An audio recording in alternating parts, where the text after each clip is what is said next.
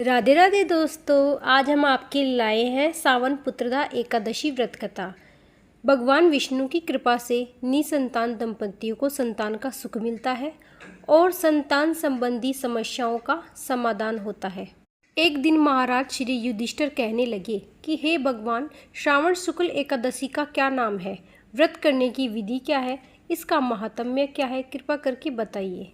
मधुसूदन कहने लगे कि इस एकादशी का नाम पुत्रदा एकादशी है। जब आप शांतिपूर्वक इसे सुनिए, इससे सुनने मात्र से ही वाजपेयी यज्ञ का फल मिलता। द्वापर युग के आरंभ में महर्षिमती नामक की एक नगरी थी, जिसमें महीजीत नाम का एक राजा राज्य करता था। लेकिन पुत्रहीन होने के कारण राजा को राज्य सुखदायक नहीं लगता था। उसका मानना था कि जिसके संतान ना हो उसके लिए यह लोक और परलोक दोनों ही दुखदायक होते हैं। पुत्र सुख की प्राप्ति के लिए राजा ने अनेक उपाय किए, परंतु राजा को पुत्र की प्राप्ति नहीं हुई। वृद्धावस्था आते ही देखकर राजा ने प्रजा के प्रतिनिधियों को बुलाया और कहा कि हे प्रजाजनों, मेरे खजाने में अन्याय से उपार्जन किया हुआ धन नहीं है।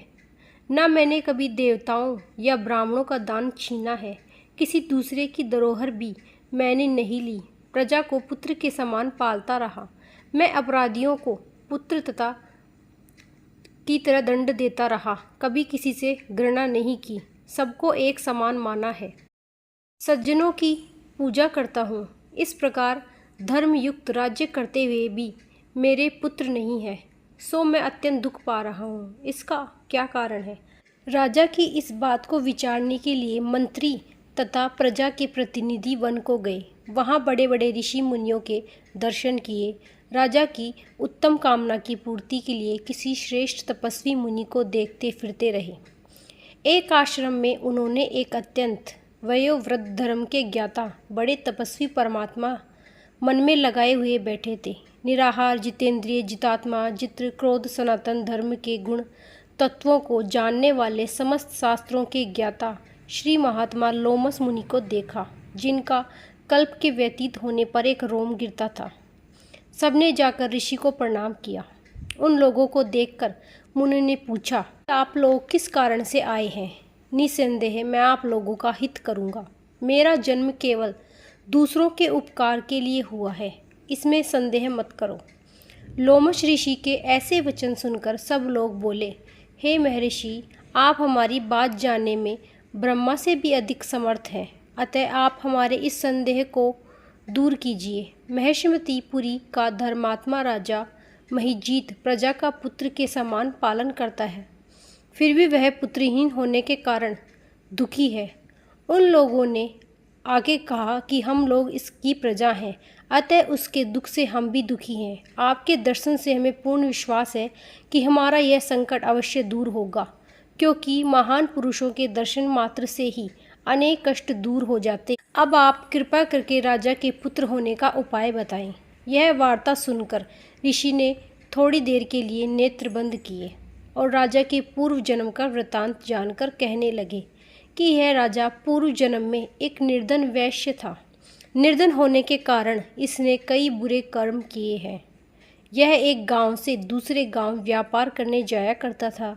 एक समय जेठ मास के शुक्ल पक्ष की त्रयोदशी के दिन मध्यम आय के समय वह जब 2 दिन से भूखा प्यासा था, एक जलाशय पर जल पीने गया। उसी स्थान पर एक तत्काल की ब्याई हुई प्यासी गौ जल पी रही थी। राजा ने उस प्यासी गाय को जल पीते हुए हटा दिया और स्वयं जल पीने लगा, इसलिए राजा को यह दुख सहना पड़ा। एकादशी के दिन भूखा रहने से वह राजा और प्यासी गो जल पीते हुए हटाने के कारण पुत्र वियोग का दुख सहना पड़ा। ऐसा सुनकर सब लोग कहने लगे कि हे ऋषि, शास्त्रों में पापों का प्रायश्चित भी तो है, अतः जिस प्रकार राजा को यह पाप नष्ट हो जाए, आप ऐसे उपाय बताएं। ऐसा सुनकर लोमस मुनि कहने लगे कि श्रावण शुक्ल पक्ष की एकादशी, जिसे पुत्रदा एकादशी भी कहते हैं, तुम सब लोग व्रत करो और रात्रि को जागरण करो, तो इस राजा को यह पुण्य जन्म का पाप अवश्य नष्ट हो जाएगा, साथ ही राजा को पुत्र की प्राप्ति अवश्य होगी। लोमस ऋषि के ऐसे वचन सुनकर मंत्रियों सहित सारी प्रजा नगर वापस लौट गई और जब श्रावण शुक्ल एकादशी आई तो ऋषि की आज्ञा अनुसार सबने पुत्रदा एकादशी का व्रत और जागरण किया। इसके पश्चात त्रयोदशी एकादशी के दिन इसका पुण्य फल राजा को दिया गया। उस पुण्य के प्रभाव से रानी ने गर्भ धारण किया और प्रवास काल में समाप्त होने पर उसके एक बड़ा तेजस्वी पुत्र उत्पन्न हुआ।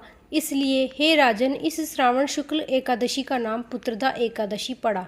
अतः संतान सुख की इच्छा हासिल करने वाले इस व्रत को अवश्य करें। इसके महात्म्य को सुनने से मनुष्य सब पापों से मुक्त हो जाता है और लोक में संतान सुख भोगकर परलोक में स्वर्ग को प्राप्ति होती है। अगर आपको हमारी ये व्रत कथा अच्छी लगी हो तो चैनल को लाइक, सब्सक्राइब, कमेंट में जय माता दी जरूर लिखिए।